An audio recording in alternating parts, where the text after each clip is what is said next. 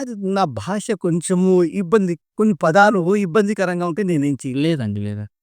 సరే. ఇప్పుడు ఈ కథ ఎక్కడ జరిగిందంటే మొట్టమొదటి యుగము కృతయుగము అంటారు. అప్పుడు వైశాఖ మాసం శుద్ధ చతుర్దశి రోజు. ఆ కాలంలో అది శనివారం పడ్డది అని ఒక చిన్న భావన. సాయంత్రం పూట స్వాతి అని నక్షత్రం ఉన్నప్పుడు నరసింహస్వామి స్తంభం నుంచి పుట్టాడు. ఆయన పుట్టుకుంది స్తంభం నుంచి బయటికి రావడం అంతే. తర్వాత ఇది ఏమిట్రా అంటే అందరికీ నరసింహస్వామి తెలుసు. ఈవెన్ కరీంనగర్ జిల్లాలో ధర్మపురి అని ఉన్నారు లేదో మేమెళ్ళామండి. మొట్టమొదట యముడు ఉంటాడు. తర్వాత నరసింహస్వామి ఉంటాడు. ఆయన పక్కన ఆయన భక్తుడు వెంకటేశ్వర స్వామి ఉంటాడు. వెంకటేశ్వర స్వామి ఈ కలియుగం వాడిక. మరి ఎప్పుడైనా నిజామాబాద్ జిల్లాలో నింబాద్రి గుట్ట అని విన్నారు లేదా నాకు లేదా. భీమ్గల్ అనే చోట అవుతుంది. పైన గుట్ట మీద ఉంటుంది. కొంచెం వంకొని పోవాలి. బీదర్‌లో సరే కొండ మీద మనం నీళ్ళలో వాటర్‌లో నడుచుకుంటెళ్ళాం. ఇన్ని సరే మన అంతర్వేది అయితేనేమి, యాదగిరి గుట్ట అయితేనేమి, మంగళగిరి అయితేనేమి, మన సింహాచలంలో అయితే ఇన్ని చోట్ల జరిగింది ఎక్కడంటే ఇక్కడ. ఇది హిరణ్యకశిపుడు వారి రాజ్యము. ఈ రాజ్యంలో సభామంటపంలో ఆయన భక్తుడి గురించి రాయలసీమ గదా! మనమంతా పోటుగాళ్ళం గదా! చాలా ఏళ్ళు తిక్కారు. "రారా ముందు సంపుతా, పొడుస్తా, పీకుతా" అన్నా రాలేప్ప. పిల్లగాడు వదిలిపెట్టురా. మనమంతా నరసింహస్వామి హిరణ్యకశిపుడిని చంపడానికి వచ్చాడు అని మనం అనుకుంటున్నాం. మరి నిజంగా చంపడానికి వచ్చేట్లయితే అన్ని రోజులు తిట్లెందుకు తింటాడు? వస్తాడు, చంపుతాడు, వెళ్ళిపోయేవాడు కదా! రాలే. దేవుడు కాదు పరీక్ష పెట్టింది. ఈ చోట భక్తుడు పరీక్ష. రేయ్! మా నాన్నకి తీరుకున్నారా నేనేం చేసేదోయ్! మా నాన్న అడిగిన చోటికి నువ్వు రావాలని. నీ అమ్మ కథన్నాకుడు నుండి పిల్ల నా కొడుకు నాకు పరీక్ష పెట్టాడురా. ఎక్కడ అడుగుతాడని అనుమానంలో ఎపిస్తున్నా. ప్రహ్లాదుల వారు వాళ్ళ నాన్నతో నాన్న నువ్వెక్కడ అడుగు అక్కడికి వస్తాడు. ఏమి పోతుడు ట్రెమండస్ కాన్ఫిడెన్స్. ఏమిరా ఈ పిల్ల నా కొడుకు నా మీద ఆ నమ్మకానికి వచ్చావు. పిల్లోడి పరీక్ష గురించి వచ్చాడు. భక్తుల గురించి అని. ఊరుకో తాత నరసింహస్వామి కోపం అంటే దుర్మార్గం ఎడల ఆయనకు రాక్షసత్వం ఎడ కోపము మన ఎడల. ఈ పూజ కదా మధ్యాహ్నం అవుతుంది నాకు ఆకలి అవుతుంది అంటే అన్న నేను రాపోయే అంటాడు. ఒత్తంటే కాళ్ళు కాలుతాయి అంటే చెప్పులు వేసుకురారంటాడు. భక్తుల ఎడల చాలా దయ. అందువల్ల ఆ కాన్సెప్ట్తో వెనక వైపున ఒక్కసారి అట్లా చూస్తే భక్తుల ఎడల ఇలా కావు ఇది భక్తులు ఈయన ఒక స్తంభం ఇచ్చి అడిగారు. సరే భక్తుడి మాటనే స్తంభం నుంచి వచ్చారు. వాడిని చంపాడు. వాని దోగుడు రాక్షసత్వాన్ని చంపారు. తీగడుకున్నాడు రక్తకుండమని పైన ఉంటుంది. ఆ చోటును జ్వాలా నరసింహస్వామి అంటారు. పెళ్ళైంది ముగ్గురికి కాలేదా? సరే చెప్తా మళ్ళీ చెప్తా. మొగుడు కోపంతో ఉంటే పెళ్ళామేమంటుంది? ఏందా కోపము? పిల్ల నాకు భయపడి సావరా కొంచెం కోపం తగ్గించుకో అంటది అమ్మ. భర్త దగ్గర చదువు ఉంది, పిల్లల మీద ప్రేమ ఉంది. ఈశ్వరులు వారు వేరే ఎప్పుడు ఉండేరా ఇంత కోపము? ఎందుకంత కొంచెం కోపం తగ్గించుకోబోయేది. భక్తుడైన ప్రహ్లాదుల వారు అయ్యా రమ్మన్నా కానీ ఇంత కోపమా? ఆమె స్వామి కూడలేమప్పా కొంచెం కోపం తగ్గించుకుంటే ఆయన ఆగ్రహం తగ్గించుకొని అద్భుతమైన బిలములు దర్శనమిచ్చారు కాబట్టి బిలములు అందులో అహోబిలమని. ఏం తాత ఎప్పుడు గుహలోనే ఉంటాడంటే సుహం కదా. సుహము లోకరీతి అనుసరించి ఆయన గుహలోని ఆ లోకరీతి అనుసరించి ఆయన దర్శన భాగ్యం ఇచ్చారు. సాధారణంగా ఏ గుళ్ళో అయినా సంవత్సరానికి ఒక్కసారి ఉత్తర ద్వార దర్శనం వైకుంఠ ఏకాదశి అంటాం. మా నాయన దగ్గర ప్రతిరోజు వైకుంఠ మన ఉత్తర ద్వార దర్శనమే. మీరు గమనించారో లేదో తెలియదు. వెళ్ళలేదండి మేము వెళ్తాం. సాధారణంగా నాన్న లోపల మెత్తగున్న పై గంభీరంగా ఉంటాడు. అమ్మ నువ్వు పోయి అమ్మని పట్టుకొని ఏడుసు. అమ్మ కూడా ఏడుస్తాడు. మొగుడికి డొక్కలో పొడిచి పిల్ల నా కొడుకు ఏడుస్తాడు నువ్వు ఏం పట్టించుకోబ్బా అంటే నేను పట్టించుకోవాలి. మా అంటే అమ్మనే కదా. అమ్మవారికి లోలుడైనాడు, ప్రియుడైనాడు. మాలోల పెళ్ళికి కానీ సంతానం కానీ ఉద్యోగం కానీ వ్యాపారం కానీ డబ్బులు కానీ ఏం పూజలు పునస్కారం హోమాలు ఏం అక్కర్లే. జస్ట్ ఆడ కూర్చో. తెలుగువాడి తెలుగులో అడిగావు, ఫ్రాన్స్ వాడు ఫ్రిడ్జ్లో అడుగుతావు, దూపదీయం జర్మనీ వాడు జర్మనీ అడుగుతావు. యాది తినేమి ఆడ కూర్చో యామా నన్ను సతాయిచ్చే. నా ఫ్రెండ్స్ కథ పెళ్ళి అయింది, నా పెళ్ళి కావద్దా?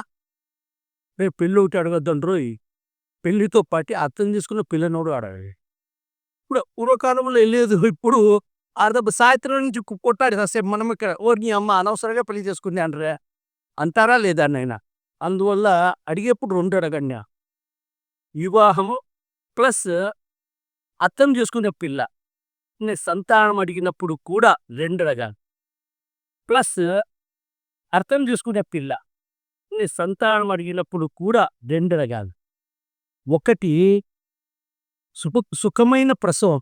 ఆడపిల్ల సుఖమైన ప్రసవం కాదు కదా! 2 ఆరోగ్యకరమైన శిశువు. ఈ 2 అడగాల అంటున్నాను. అక్కడ 1 కిలోమీటర్ దూరంలో నువ్వేంటి మన మ మ అర్చన కూడా చేపించరు. ఆడ కూర్చో. అహోబిలము నమ్మడంలే.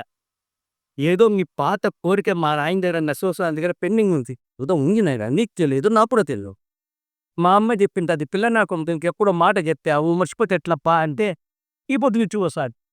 ఏదో నిన్న మళ్ళీ ఈ 4 రోజులు వరుసగా సెలవులు వచ్చినందున వేలము ఇద్దరు ఈయన హైదరాబాద్లోను తర్వాత మద్రాసులో ఉంటారు. ఆయన దర్శనానికి క్యూలో 5 గంటలు పడింది. అంత కారు పొడుక్కోమని వచ్చినాయి. పిన్న నా కొడుకులు ఎందుకప్ప అంతసేపు ఉంటాడు ఈ పొద్దుటే ప్రాంతంగా ఈ రోజు ఉంచుకొచ్చావు మీరా అబుందొచ్చు టైం ఉండొచ్చు అల్లేసి ఆయన కృపలేని ఇక్కడికి రాడు. ఏమీ దొరకదు నీ సెల్ ఫోన్లో పని చేయి మీరు ఇంకేం దొరుకుతా తాసా దేవుడు దొరుకుతాడు. దేవుడు దొరికేసరికి అద్భుతమైన ప్రదేశ వావి లాక్కొచ్చారని నేను అనుకుంటున్నా. నా ప్రార్థన ఏమంటే మీ ఊరికి వెళ్ళిన తర్వాత అరే నరసింహస్వామి అందరికీ తెలుసు కానీ జరిగిన చోటు వెళ్ళొచ్చామురా అని చెప్పండి. మీ ఫ్రెండ్స్కు రిలేటివ్స్కి అన్నట్టు మీరు ఆయన అనుగ్రహం పొందినారు. ఏదో జరుగుతుంది మంచిగా ఆల్రెడీ డిసైడెడ్.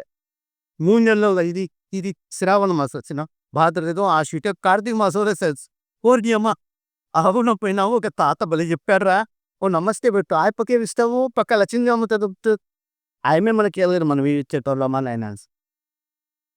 అందువల్ల అక్కడ ఈ క్షేత్రాన్ని నవనారశివం అంటారు. చూసాను ఒకరే 9 చోట్ల 9 కారణాల వల్ల భక్తులకు దర్శన భాగ్యం ఇచ్చారు. జ్వాల బయటకు వచ్చారు. అహోబిల స్తంభంలో ఉన్నారు. అమ్మ అంటే అమ్మని చెప్పాను కూడా అమ్మవారి పిల్లలు నేను మామూలుగా నరసింహ హిరణ్యాక్షుడు హిరణ్యకశిపుడు ఇద్దరు అన్నదా. సాధారణంగా హిరణ్యకశిపుడు వారు పెద్దవారు, హిరణ్యాక్షుడు వారు చిన్నవాళ్ళు. ఏ ఇంట్లో అయినా గమనించండి, ఇద్దరు పిల్లగాళ్ళు ఉన్నారంటే పెద్దోడు కొంచెం నెమ్మది ఉంటాడు, చిన్నోడు మాత్రం అల్లరి ఎక్కువ చేస్తాట. అది ఎవడైనా సరే నాకు తెలిసి అందులోని హిరణ్యకశిపుడు వారికంటే హిరణ్యాక్షుడు అందరినీ పీకేది కొట్టేది, వాళ్ళ భూములు లాక్కుంటాడు. ఏమన్నట్టే కొడతావు. మా అన్న రాదు రాక్షసుడు వరాలు ఉందా అది ఇది అంటాడు. అందరూ పోయి విష్ణువు దగ్గరికి వెళ్ళారు. నన్ను మా మీనన్ను నాకున్నా అంటే ఆయన వరాహ రూపంలో వచ్చి వీళ్ళు పీకినారు. పీకి ఎవడి భూమిని వాళ్ళకి ఎక్కించారు. భూమిని ఉద్ధరింపజేసి ఆగొడుతున్నాను. ఇక్కడి నుంచి ఒక 1/2 కిలోమీటర్లో ఉన్నారా. వెళ్ళేటప్పుడు కారంజ అని లక్ష కింద ఆయన ఆంజనేయ స్వామి వారికి దర్శనం. కారంజ నరసింహస్వామి ఒక పురాణం ప్రకారం ఒక నమ్మకం ప్రకారం నరసింహస్వామి అమ్మవారు చెంచలసముద్రం పూజ చేస్తున్నారు ఒక నమ్మకం. అమ్మవారు పావన నరసింహస్వామి అక్కడ లోకల్గా పాములు ఎక్కి నరసింహస్వామి అంటారా. సాధారణంగా ఈ చోట్ల శనివారం రోజున నాన్ వెజిటేరియన్ బట్ ఇక్కడ మాత్రం నాన్ వెజిటేరియన్ ఏదో పోళ్ళు వాళ్ళ భక్తి వాళ్ళకు పూజలో పునస్కారాలు హోమలు ఏం తెలియదు. బాబునేలో చెప్తే రేటప్పుడు ఆవిడక ఏమిరా అట్లా మాంసం పెడతా అంటే స్వామి మా అల్లుడికి మాకు మధ్యలో రావు అదేదో మేపుకి కారము ఇప్పుడు వాడి భక్తి దిగుడు కాదురా నీతివు.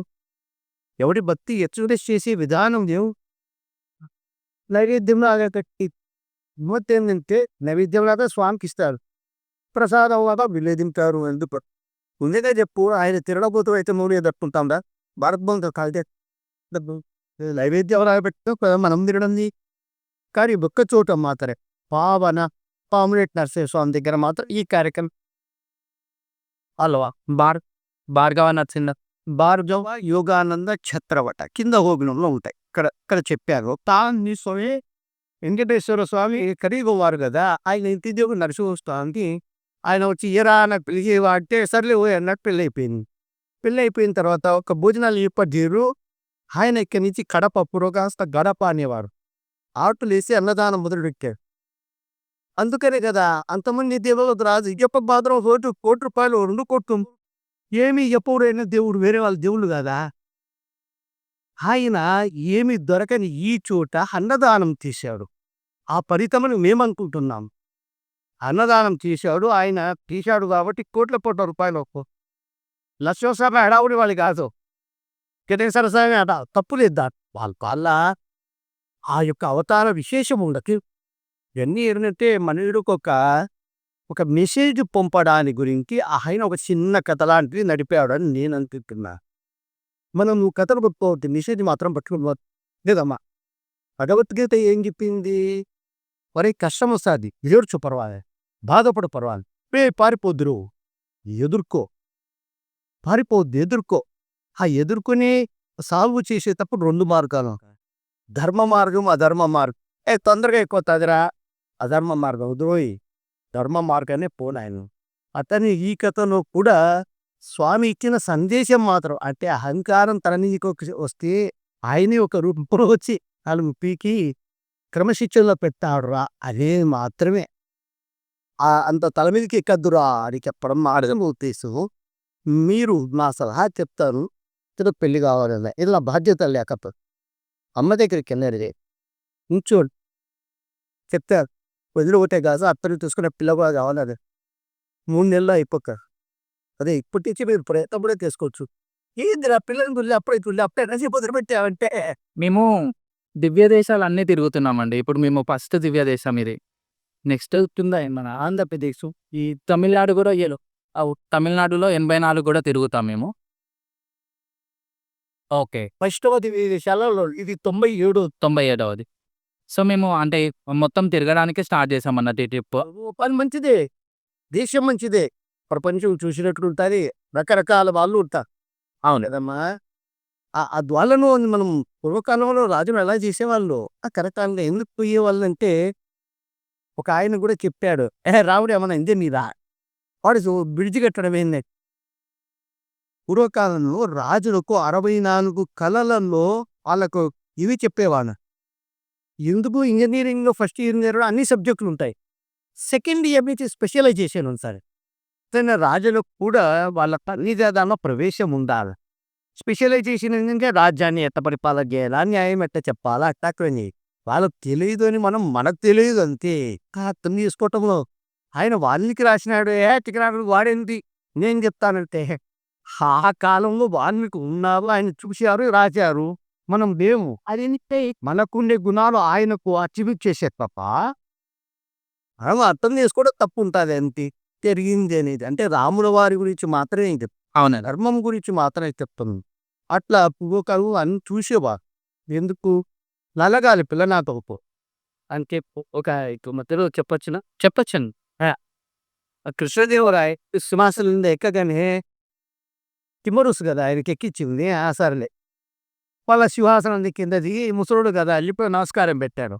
పైకి లేకదో ఒక పీకెట్టు నీ అమ్మ ముసల్లా కొడుకు ఏదేదో నమస్కారం పెడితే నన్ను పొట్టారు అని ఏం అడగలేడు ముసలుడు కదా అని. ఎందుకు కొట్టానో తెలుసున్నారా? ఏహో నాకు తెలియదు, నమస్కారం పెట్టట్టే ఆ సింహాసనం మీద కూర్చుంటే నీకు వెళ్ళు తెలియదు, కింద తప్పు కూడా గై నువ్వు కొరడా దెబ్బలు 50 కూడా ఎప్పంటే ఎలా ఉంది తెలుస్తే కదా నీకు. అమ్మ దొరుకుంటుంది రోయ్. చిన్నదానికి చిన్న శిక్ష, పెద్దదానికి దానికి అది ప్రాక్టికల్గా కాదు అని చెప్పు.